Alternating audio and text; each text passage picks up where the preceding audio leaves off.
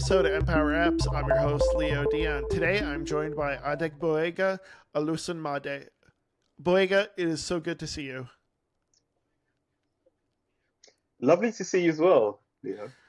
Um, Haven't seen you since the Swift server conference. yes, and today we're going to be talking about your wonderful talk at Server Side Swift and your experience building a full stack app, Lyriq. Before we get into that, I'll let you go ahead and introduce yourself. Great. So my name is Boyega. I currently work as an indie developer, working on two projects, Lyriq, a music gaming app, and Gladmind, a journaling app. So prior to this, I used to work as a senior dev at a fintech company called GoMoney. There I helped build out a digital wallet for them.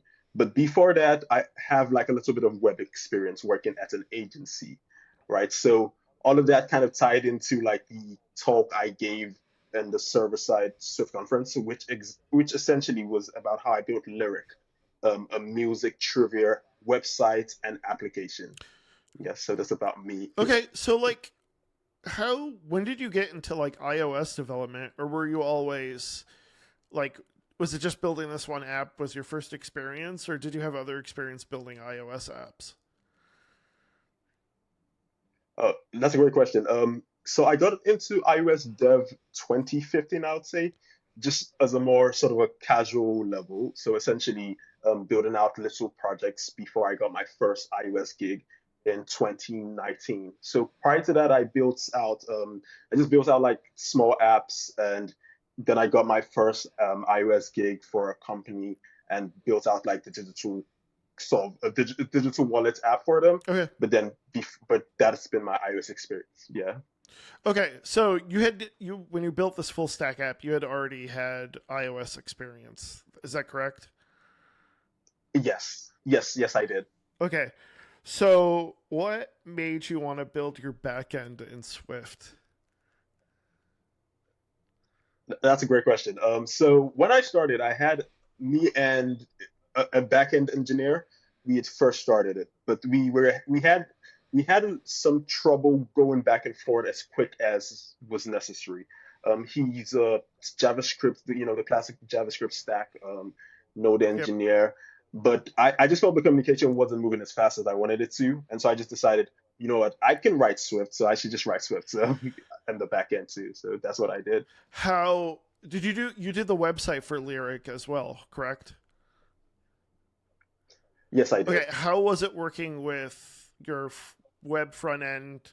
Was it JavaScript, TypeScript? What did you use for that? So on the front end it's pretty much vanilla. So it's vanilla Oh wow. HTML, Okay. vanilla JS.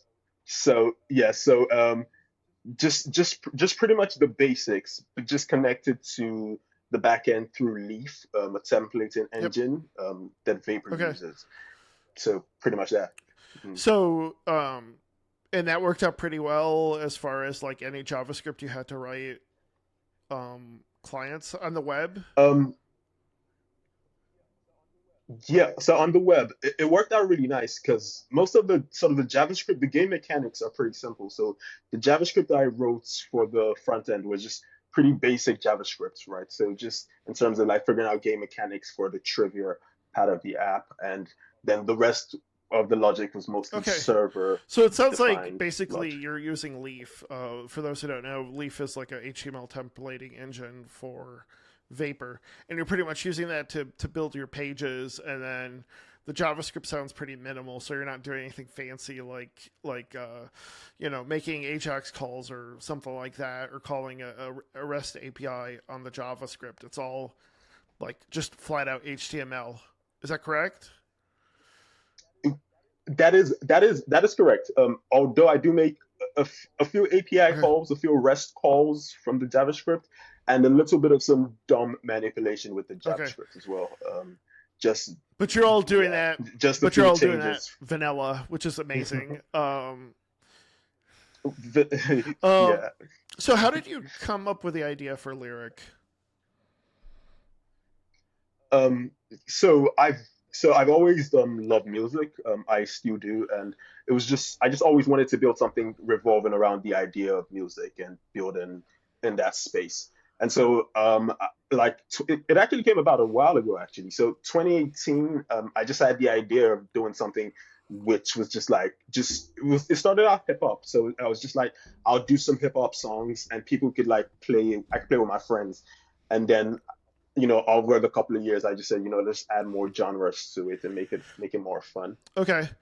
And trivia apps, you do. I mean, I assume you're a big fan of that. I guess. Oh yes, big Okay. fan of Okay. that Okay. category. Yes. Um. So, what was like your biggest mind shift going from building a backend, I guess, a Node, to going to Swift? I think the biggest mindset was the packages, I would say. So from the Node ecosystem, there's just a lot of libraries, a lot of things you can get into already so easily. But with Swift and Server, there's certain things that weren't available when I started writing it. But of late, there have been more things in the community. But I guess that was like a little bit of a mind shift. But as soon as I started writing it, and in my use case it was pretty trivial, let's say. And so I just started figuring out that if I wanted something, I could write it, and they're just like Vapor is also quite robust for my use case, I Okay. would say. Any particular packages you had to use or you had to bring in besides using Vapor? So we do sign in with Apple. Um, so which uses JWT, the web token for authentication. And so I did have to get the authentication package, the JWT Apple Okay. authentication package. And so that was pretty much the only package aside from Vapor that we kind of I want used. to go And ahead. yeah.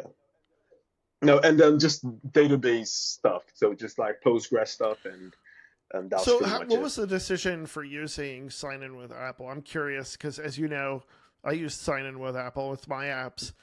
For me, it was just Yes. the ease of authentication, and just it wasn't that bad, honestly, getting it set up. Like, what was your decision process and experience using sign in with Apple?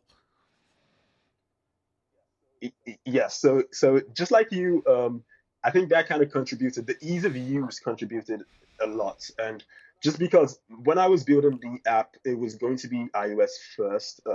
We have plans to bring it to other platforms, but it's going to be iOS first, and we just decided, that just reduce the complexity that we need to get started. Maybe we'll add more authentication methods in the Okay. future, and so signing with Apple was perfect. Yeah, I was gonna ask. It's like a little bit getting ahead of the gun here, but like, would you ever build like an Android app and then have to support sign in with Google? You think like is that kind of a dream, an aspiration, or is it like, we got more important things to do?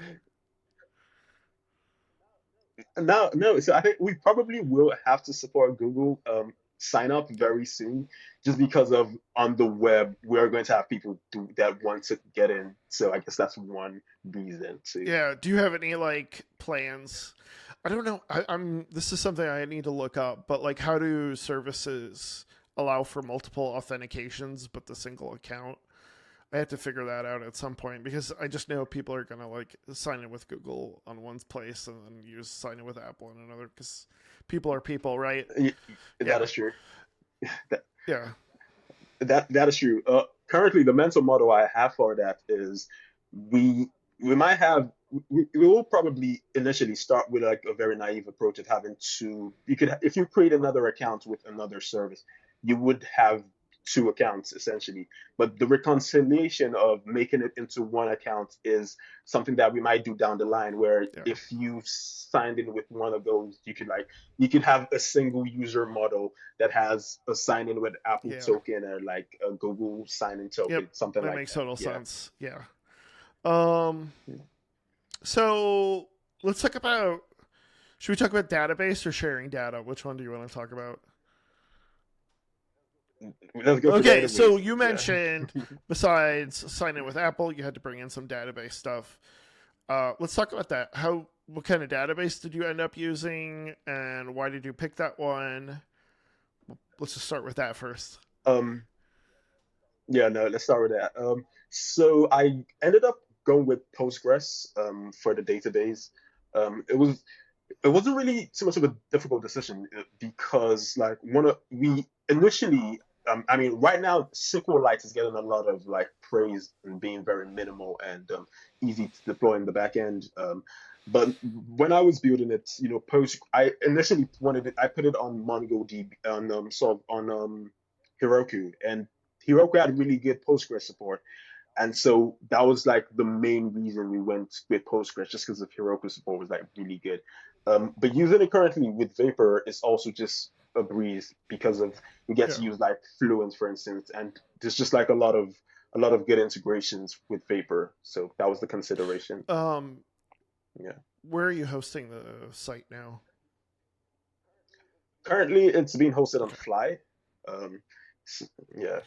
Michaela has a lot of thoughts on that, so Yes, yes. yeah. Um, how do you like? I don't want to. Let's stick with the database stuff. So you use Fluent, right, for your data. Let's explain kind of maybe if you want to Yes. try explain what Fluent is.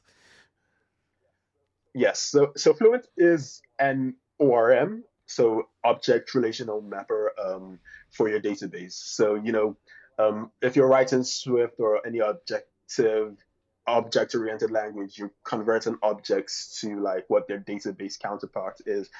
Fluent helps with that. So it's like it's a Vapor library. So it really just helps with the Right. conversion from um, from objects to Postgres native Types. um, Yeah, yeah, types. yeah. That's it. Yeah, Was there any issues setting up your objects and tables? I assume you use the Fluent migration stuff, right? I Yeah. do, I do, I do. I've had to migrate a couple of times. Just because I think that's the thing with building like relational databases is you have an idea of like a structure, but until you actually deploy before you know like this is the right structure for this particular use case, you do need to evolve it a couple of Yeah, you times, do. and yeah, so the migrations are really nice with Yeah, that. I agree 100%. But like as far as like Yeah. setting up the objects and tables, were there any fields that you're like it does it this way and I want it this way, or any like weird parent-child relationships? Yeah. So like a particular use case. So we have like errors for the songs that we Okay. do, and one way to do that would be to like sort of make a table, and have like a parent-child relation with like the eras of the Yeah. songs, and but so that was like one implementation, but another way would be to have like the songs have years of on the songs and then compute it in a way where it's like where you just compute the ranges of songs that fall in between that. And I guess a sort of a database professional might be like, just make an era table, and that's like really that works.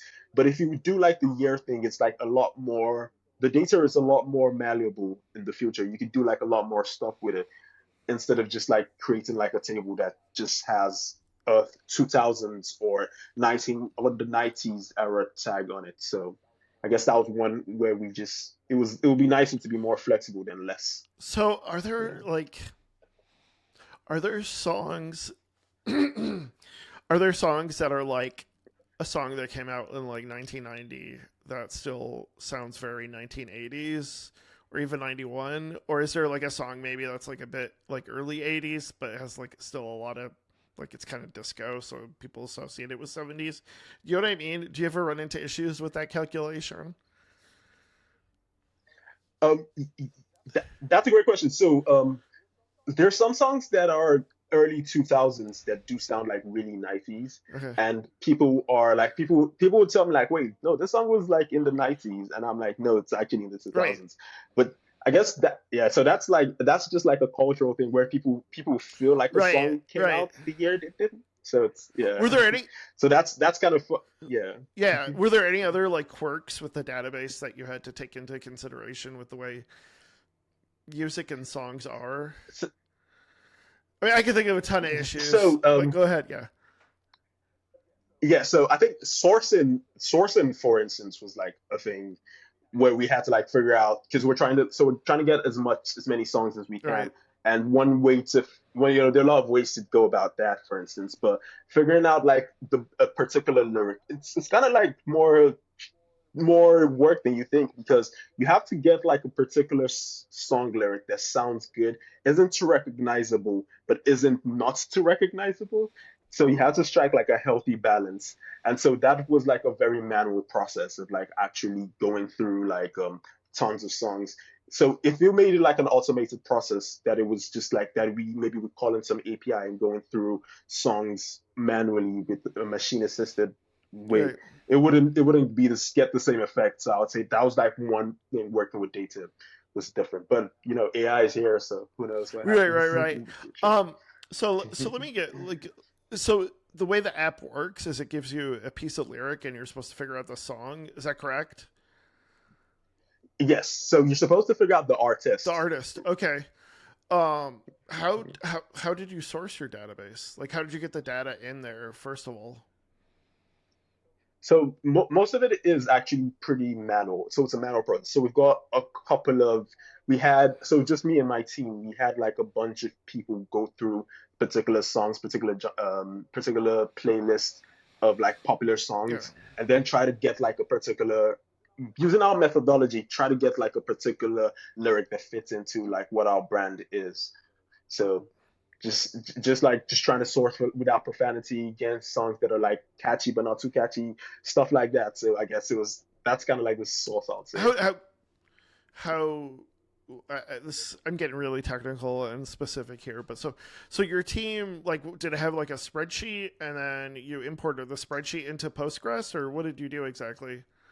So we had an Airtable. Okay. So we had an Airtable, and we also have like a collecting app. So we have an app where it's a simple form, right? So you'd enter into the form, and then you could put it to the database, right? So you just like so if you're working around and you get like a really nice song, you get a really nice lyric, you can just use the app and just enter in the details, and it goes to the back end. So that was just really Hmm. convenient, as well as the Airtable. Is Yeah. this only internal that people can add lyrics or is it like in the app itself you can add lyrics? So it's only internal for Yeah, yeah, now, that makes but sense. I could see a future. Yeah, I could see a future where people could DM us to submit lyrics and just Right. that's much more, doing things that don't scale, the Yeah, classic. yeah, yeah. Yeah.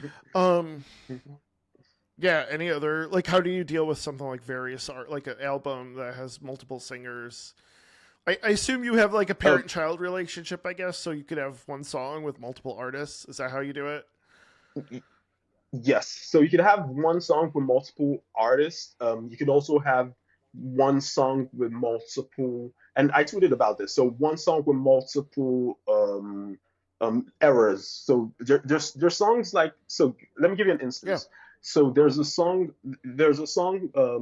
feeling good, Nina Simone, Hmm. and there's also one by sort of Michael Bublé, Yeah, and like a so remake or a cover, right? Yeah, I get what you mean. like a remake.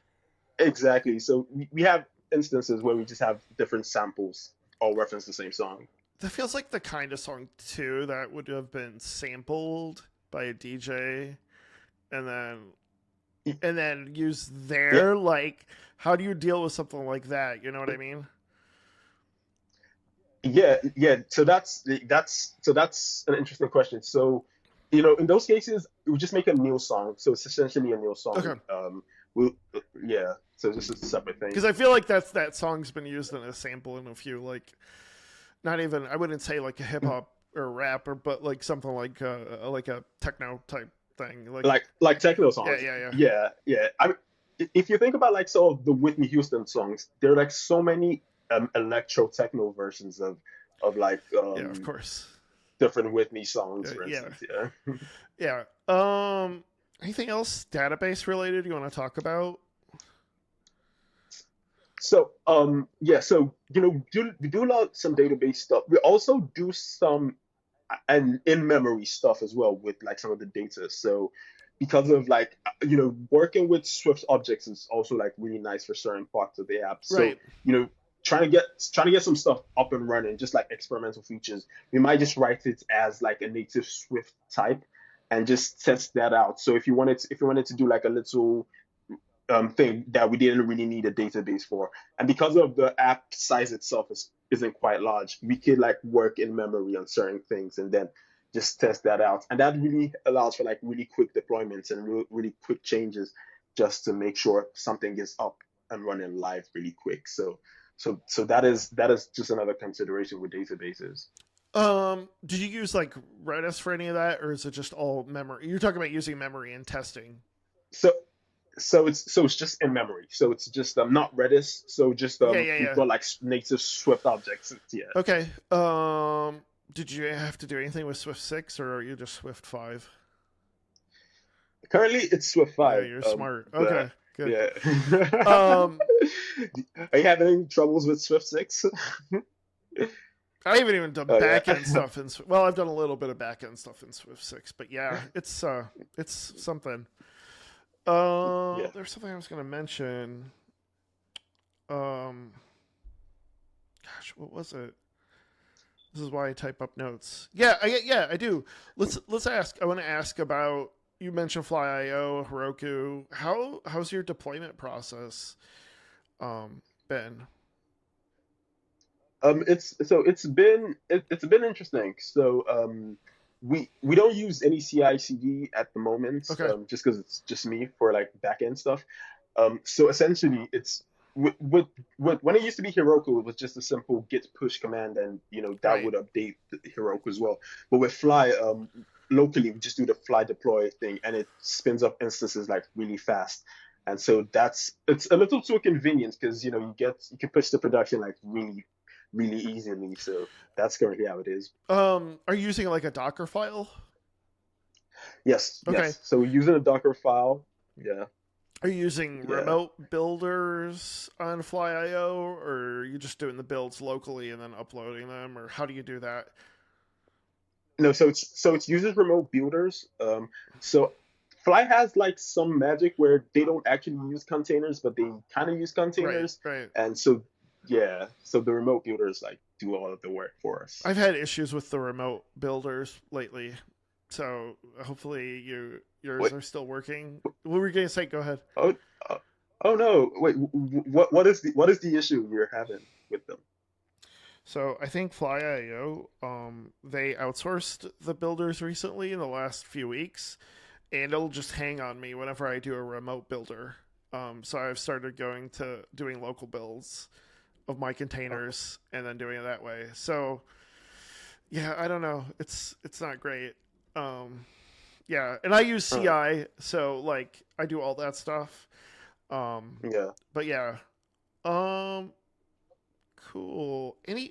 So I do want to ask, and speaking of Michaela did a really good episode where we talked about like choosing the right back end. What's your thoughts on somebody who was getting started? Where would you have them deploy right now? Mm. Yeah, so Michaela and I actually like we actually talked about this a lot actually. Mm, But I think I would still go with Fly okay. for like a first time. Yeah. Even if you're like if you're writing Swift, I think Fly is really good for a first time, you know, just to get started. Yeah. I do like. I mean, Heroku is easier, but the thing that I like about Fly, and I'm on my bucket list of things I want to do. I want to compare. There's several other ones I have on my list to compare. But what I like is the whole Docker thing. I think it's definitely a learning curve, but once you get over Docker, it's actually Yeah. really nice. And the fact that you can just have it in a Docker file means that I can move it Yeah. anywhere I want, and I don't have to be tied to Fly. Whereas with Heroku, I mean Heroku is pretty portable, but like the whole build pack thing is weird. It's just not like a first class citizen, and it feels awkward in Yes. Swift. Whereas at least like a Docker file, everybody uses a Docker file. You can use a Docker file. I can use a Docker file. Anywhere. Yeah. Exactly. So I that to Yeah. me is a big plus with FlyIO. And It is. probably the cost. I think it's like basically free kind of to get started. So yeah, well, I'll hold my breath to see how long that lasts. But yeah, yeah, Yeah, yeah. I mean, I think they did like a price thing that they changed. They changed like a price okay. a while back, but it's basically still free for some reason. So that's good. And But like you were Heroku, saying, nothing against Heroku. I yeah, know there was this big exodus from Heroku, but like it's not yeah, that expensive. It's like $7 a month. Like, come on, like yeah. yeah, it's not that bad. It's not that bad. Yeah, Yeah, yeah, you were yeah. gonna say But like something? you said, yeah. So like you were saying, just like Heroku not being like first class citizens to like say Swift deployments. I'm sure if you're like a sort of a Ruby. Ruby dev, Yeah, it'll I be mean easier for that's you. their But cup yeah, of tea, right? Is Ruby, and yeah, maybe like Node would be number two, but like yeah, they're bigger than yeah, Ruby. So yeah, yeah, exactly. So I mean, until we have like our own like Swift deploy thing, then maybe we would have more fun. yeah. I mean, I don't even want that though. Like, I like the Docker file because it's everybody But uses that. Like, that's great true, that there's a server side Swift backend, but like, I don't want to be only a server side Swift backend. I want it to be used by anybody, and like, I want Swift to be used everywhere, right? So like, true, yeah, I get where you're coming from true. though. No, no, Xcode true. Cloud for the server, right? Yeah. So what tips do you have? So you started off doing web development, then you did iOS development, and then you did server side Swift development, right?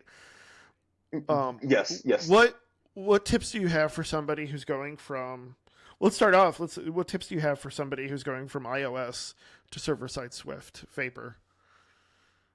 If you're going from iOS and server side shift, it's more of a mindset shift, and just a big one in terms of like what you're responsible for, I would say. So, if you're in iOS, there's a lot of that's taken care of for you, just in terms of like say memory management, for instance, or like just Right. working with databases, working with the view, working with a lot of packages, things like that. So I guess the ownership is kind of like the switch in your mind, and sometimes people don't really make that assumption, but it's just switching ownership in terms of like what you're responsible for. And so I think that's the biggest switch. And then I think then now also just working with community, like there's a lot of great packages that are written for Swift. So, Hmm. if you do check the Swift package index and you see something that's nice, you could always pick it up like really easy. So I guess that's like a mindset shift that you should have. Just yeah. How about did you do any backend like Node stuff? I did a little bit of Node. I did, and this is particularly relevant to say Leaf, for instance. I did some PHP work in WordPress. So templates and libraries like Leaf have like some similarity to PHP in Yeah, WordPress. right. That makes sense. What Yeah. was your big mind shift from PHP and Node to doing backend Swift stuff? So I guess this is gonna sound odd, but like I feel like just Swift is like a really nice language for just for backend, just because of like just its error handling. Is something that just really felt really natural. So just ensuring that you're working with errors like as a native citizen, Right. native type, really that's kind of like a mindset switch I Totally. had, and Yeah. yeah, Yeah, and especially if you're working on yeah, WordPress PHP, I can see how like yeah, PHP is loosey goosey and JavaScript is at least yeah. used to be loosey goosey, right? With its type system, whereas Swift is like it's all about compile, break on compile, not break on run. So yeah, Yeah, I totally see exactly. that. Yeah. Yeah, I Except would maybe say if you're like a TypeScript person, for instance, maybe that's slightly different. But JavaScript people really do like JavaScript, I would say.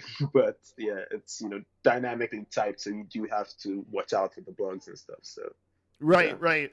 Yeah, I mean that's why I've gone with TypeScript for my web development stuff, just oh, that's because good.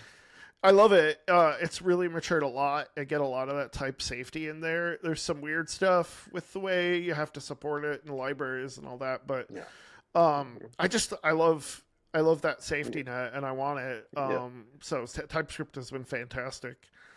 Um, yes. uh, like one other thing I was going to say, if we want to get started, I think what a lot of people don't get is that you're building a command line tool, essentially. Yes. I think Yes. if you've done that, like with a Swift package, then it's not too much of a bridge to cross to go into server-side Swift. Because in a sense, that's like what your end result is, right? Is a command line app. And Yes. I think for a lot of people, they like have, especially if they've only done iOS development, for them, it's like I build an app, I put it on a phone, I upload it to Apple, it gets approved. It's like nothing, like you're just building a command line tool. And it just happens to Literally. have a networking support to it. So once you get over that, I think that's a big mind shift as well. Yes, yes, yes. That's a perfect way to think about it. Just packages that are like command line tools. That's a good way to think about it. Yeah. Yeah, yeah, yeah. You before we close out, you wanted to mention another app you're working on. Yes. So for the last year, which is funny, I don't know. I feel like this year has been the year of journaling apps and all. For some reason, yeah. But I've been working on a journaling app. It's called Gladmind. So it's one of these apps where you could do like a bunch of things, but it's also very minimal. So you could do like notes, you can make lists on it, do to dos, and you can like go back through time edits. So it's a very minimal take on journaling, for instance, but it's also very fully featured as well. So that's something I've had fun working on. It's also a different mindset of Swift from like working in fintech, just in terms of like just keeping your data stored locally and relying on that infrastructure. I'll say, yeah. Right, right. How do you like? We're kind of. This is not really a tangent, but it's a little bit. How do you like Swift UI, especially as somebody with a background in web development, like going from CSS and HTML? Yeah, yeah. So Swift UI. I mean, the classic thing, it's declarative. So on some level, it's easier to spin up something. But I think the problem is when people start to think about it in an imperative way, rather than just thinking about it in a very declarative way, where you're not trying to make too convoluted views that are too convoluted. Working with them as little segments would be the best. Just working on little sections and Yeah, composing them is the best way to think about Swift UI, I think. yeah, yeah, totally. Um, Anything else you want to mention before we close out?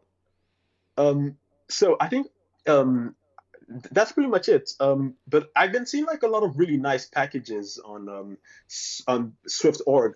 I saw like there was this one command line tool. Speaking of command line tools, which kind of like allowed you to make like graphical TUIs, just terminal user interfaces and stuff like that. Yeah, Those are like really interesting. What do you think about those things? I love them. I've talked about Oh them yeah. quite a bit. I think there's a lot going on there. There's quite a few of them that we've talked about on this show. Oh. I feel like that's definitely a missing piece. Yeah. And I'm glad you mentioned it because in the next episode we'll have Nathan Rotlick on from Swift Toolkit Dev, and Oh. he's written quite a few posts about um, that particular piece. Like for me, I think the missing part is connecting the Swift UI, not the Swift UI necessarily, but the observable stuff with the terminal. I think that's fascinating. Hmm. I don't know how to do it. I don't have the time in my life to like play around with it, unfortunately. But I feel like that would be awesome to have that ability. But yeah, I've played with it like XT100 codes where you can change colors and bold and italics and all that stuff. Yeah. I played with all that. Like yeah, it's a rabbit hole. But yeah, I think that's definitely something like that's kind of missing right now in the community. Yeah. Yeah. True. True. But that's interesting. Yeah. Yeah, Hopefully, in a yeah. year or two, we'll be in a different place. Yeah. Yes, yeah. I think it is interesting that I've seen a lot lately in the last month or so of people interested in that in particular. So, yeah, hopefully we'll see something soon. Great. Um, Anything else you want to mention, Boyega? No, so I think that's pretty much it. So yeah, it's been lovely talking to you, Leo. Yeah. Yeah, lovely talking to you too. Yeah. Where can people find you online? So you can find me online on Twitter at Ade Olusunmade. That's me right there. But you can also search for like my indie website. So it's That's an doforlove.co. awesome name. Yeah, Yeah, that's an yeah. awesome name. So you can check me out on those two places. Substack, yeah. Awesome. People can find me on Twitter at LeoGDion. Mastodon, I'm LeoGDion at c.im. Find me on LinkedIn, same name. My company is Bright Digit. If you have anything you want to share on the show, let me know. If you're watching this on YouTube, please like and subscribe. Podcast reviews are always welcome. And Yes. subscribe to the newsletter and join the Patreon. I think there's a lot of great stuff out there that I've been sharing that you should definitely check out. I'll post a link to that in the show notes. But thank you very much, and I look forward to talking to you in the next episode. Bye, everybody. Bye, guys.